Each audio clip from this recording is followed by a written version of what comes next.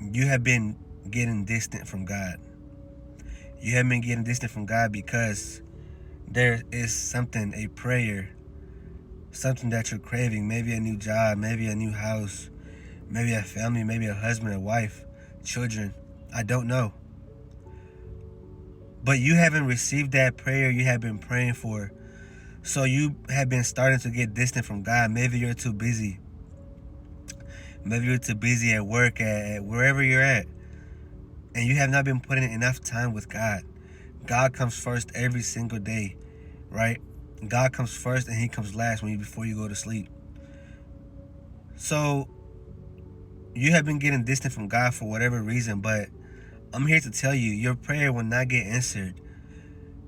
Why? Because think about it like this. To God, we are his children, right? Yes, we are adults or teenagers, whoever you are, elderly, whoever. We may be our age, but to God, we are children, right? Just like we expect obedience from our children, we expect discipline from our children. We expect that our children will obey our rules, that they will follow our set of instructions. The Lord looks at us the same exact way. To him, we are not adults. To him, we are children, and he expects us to follow his commands. He expects us to follow his rules and set of instructions. If the Lord is telling us to do something consistently, to read the Bible, to spend time with him, to go preach his word, to do things, that is him telling you.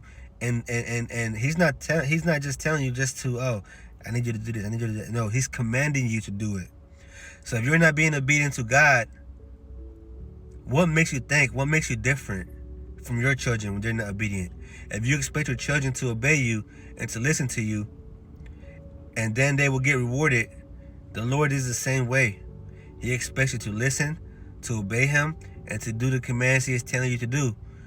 So then you will receive the blessing. God has already answered the prayer that you asked for or that you prayed, but he hasn't released it yet because of your disobedience.